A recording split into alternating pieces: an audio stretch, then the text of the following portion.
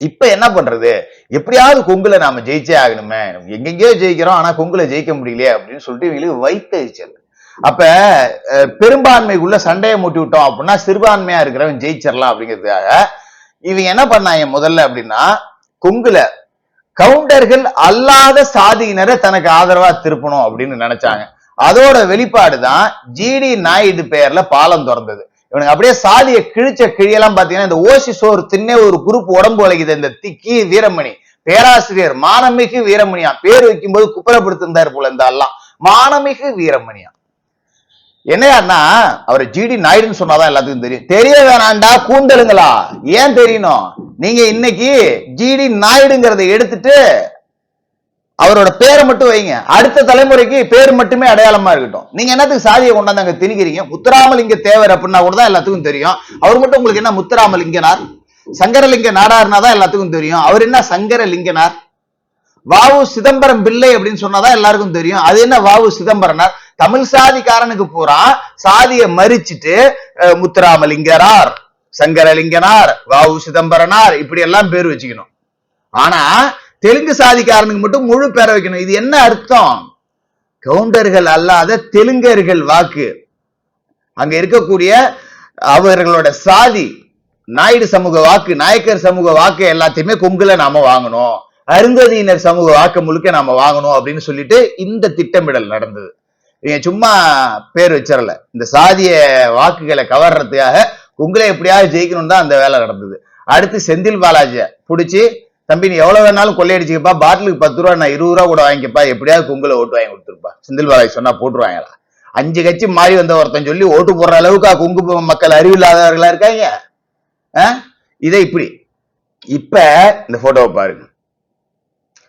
Raj counter இவரை தான் தீனி போட்டு வளர்த்துக்கிட்டு இருக்காங்க, பயங்கர தீனி போட்டு வளர்த்துக்கிட்டு இருக்காங்க.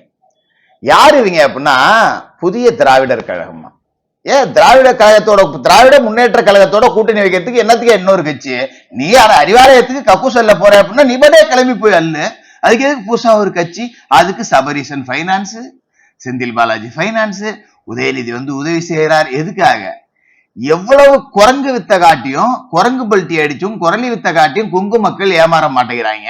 அப்ப இவங்களுக்குள்ள நாம சாதிய பிரிவினைகளை உண்டாக்கணும். கொங்கு வேளாள கவுண்டர் விசஸ் வேட்டுவ கவுண்டர், கவுண்டர்களுக்குள்ளே 2 பிரிவை பிரிச்சு விடணும் அப்படின்னு. அதுக்கான வேலைகள் தான் இது. இவர்களுக்குள்ளே பிரிவினையை பிண்டாக்கி விட்டோம் அப்படின்னா இந்த வேட்டுவ கவுண்டர்களை பூரா நாம கரெக்ட் பண்ணி வச்சுக்கலாம். கொங்கு வேளாள கவுண்டர்கள் நமக்கு ஓட்டு போட மாட்டாங்க, வேட்டுவ கவுண்டர்களை பிரிச்சு நாம ஓட்டு வாங்கிடுவோம். இப்படி ஒரு சாதிய பிரிவினை செஞ்சு அப்படி நீங்க ஜெயிச்சு இந்த மண்ணுக்குள்ள சாதி பிரச்சனையை உண்டாக்கி கொள்ளையடிச்சு நீங்க வாக்கரிசி போட்டு தின்னுதான் ஆகணுமா அப்படி ஒரு சோறு? அப்படி ஒரு கேள்வி இருக்கா இல்லையா?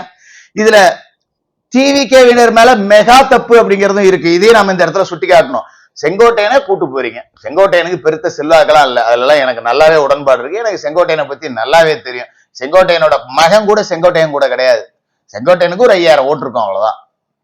அதை தாண்டி எல்லாம் செங்கோட்டையனால தாக்கத்தை ஏற்படுத்த முடியாது. ஆனா நீங்க செங்கோட்டையனை முன்னிறுத்தி அதிமுக கீழே இருக்கு கீழே இருக்கு கீழே இருக்கு கீழே இருக்கு அப்படின்னு விஜய் காமிச்சார். எனக்கும் திமுகவுக்கும் தான் போட்டி அப்படின்னு விஜய் காமிச்சார் அப்படின்னா அவரு திமுகவை ஜெயிக்க வைக்கிறார் அப்படின்னு தான் அர்த்தம். அதிமுக ஓட்டை பிரிக்கிறேன், திமுகவை ஜெயிக்க வைக்கிறேன் அப்படின்னு விஜய் இருக்கார் அப்படிங்கிற மாதிரி நாம இந்த இடத்துல சந்தேகப்படுறதையும் தடுக்க முடியல. இத்தனை நாளா நான் டிவிக்கு பேசினப்ப எல்லாரும் என்ன டிவி கிட்ட காசு வாங்கிட்டு பேசுறான்னு பேசுவாங்க, இன்னைக்கு வேணா அதிமுக காசு வாங்கிட்டு பேசுறான்னு பேசிங்க, அதை பத்தி எனக்கு தப்பு கிடையாது. ஆனால் இந்த காலம் இருக்க அவ்வளவு சுலபமா விட்டுரும். நீ கொங்குல கொஞ்சம் கொஞ்சமா செதுக்கி பார்க்கலாம் அப்படின்னு நினைச்சிட்டு இருக்கிறப்ப தன்னோட கோட்டை அப்படின்னு திமுக நினைச்சிட்டு இருக்க டெல்டாவை மொத்தமா முடிச்சுட்டாரு எடப்பாடி பழனிசாமி. நான் இன்னைக்கு சொல்றேன், எழுதி வச்சுங்க. டிவிகேவுக்கும் திமுகவுக்கும் போட்டி அப்படிங்கிறாங்கல்ல, இந்த நொடி வரை கலவரம் அதிமுக கல நிலவரம் அப்படிங்கிறது அதிமுகவா திமுகவா தான்.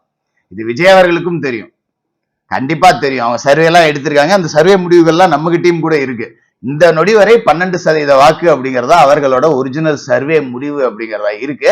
இது இன்னும் ரைஸ் ஆகலாம், இல்ல இன்னும் குறையலாம், அதுல எல்லாம் மாற்று கருத்து இல்லை. ஆனா விஜய் அவர்கள், என்னோட பர்சனல் கருத்தை சொல்லிடுறேன், போட்டி அதிமுகவா டிவிகேவா தான் இருக்கணும், டிஎம்கேவா டிஏவிகேவான்னு இருக்கவே கூடாது. அப்படி இருந்துச்சு அப்படின்னா டிஎம்கே ஆட்சி கட்டிலில் உட்கார வைக்கக்கூடிய வேலையை தனக்கே தெரியாம விஜய் செய்யறார் அப்படின்னு தான் அர்த்தம். அதற்கு எந்த இடத்திலையும் இடம் அளிக்க கூடாது. நீ விஜய் முதல்வராக இருந்துட்டு போட்டும், எடப்பாடி பழனிசாமி முதல்வராக இருந்துட்டு போட்டும், யாரோ ஒருத்தர் முதல்வராக இருந்துட்டு போட்டும். ஆனா திமுகவில இருந்து ஒருத்தன் கூட வரக்கூடாது. திமுக தோகணும். நமக்கு அஜெண்டா அதுதான், நமக்கு வேலையே இதுதான், நமக்கு லட்சியம் இதுதான், கொள்கை இதுதான், நோக்கம் இதுதான். திமுக காரங்க இப்பவே இவ்வளவு வேலையை பாக்குறாங்கன்னா மறுபடியும் ஆட்சியில வந்து உட்கார்ந்தாங்கன்னா இந்த மண்ணை சுரண்டி வித்தர மாட்டாங்க. யோசிச்சு பாருங்க. ஒரு வழக்கறிஞர் நேத்து சவுக்கு மீடியாவில பாத்திருப்பீங்க அவரோட பேட்டிய. அந்த ஆளு சும்மா போனவரை பார்க்கிங் இருக்கான்னு தேடி இருந்தவனே தலைவர்கார் வருதா பாக்குறானா, ஒம்பளுக்குறானா, தலைவர் அடிக்க வர்றானா, எப்படியெல்லாம் டிசைனா கதை விட்டானுங்க. இன்னைய வரைக்கும் எஃப்ஐஆர் போட்டதுக்கு நடவடிக்கை எடுக்கல. தாக்கப்பட்டவனுக்கு 3 செக்ஷன்ல வழக்கு. கூட்டமா சேர்ந்து அடிக்கிறானுங்க பொறுக்கி ரவுடி புறம்போக்கு பயிலுக்கு அவளுக்கு மேல 2 செக்ஷன்ல வழக்கு. இன்ன வரைக்கும் கைது நடவடிக்கை இல்ல. ஒரு கமிஷனரே இந்த வழக்கெல்லாம் காம்ப்ரமைஸ் ஆகி போயிடு தலைவர் அப்படின்னு சொல்றாரு. அப்ப இந்த முறை அவன் முறைச்சதுக்கு தான் அவன் அடிச்சோம் அப்படின்னா, அப்ப இன்னொரு தடவை ஆட்சி வந்துட்டா இந்த கூட்டம் நம்மள ரோட்ல நடமாட விடுமா? டேய், திராவிட மாடல் ஆட்சி 2வது வாட்டி வந்திருக்கு, நீ என்னடா ரோட்ல நடக்கிறேன்னு செருப்பை கழட்டிட்டு ஒன்னி அடிப்பான். எங்க போய் மூஞ்ச வச்சு? இது எந்த இடத்துலயும் டிவிகேவும் சரி, எந்த கட்சியா இருந்தாலும் சரி விட்டு கொடுக்கவே கூடாது. திமுகவை அழிச்சா மட்டும்தான் தமிழ்நாட்டுல நிம்மதியா தூங்கலாம்.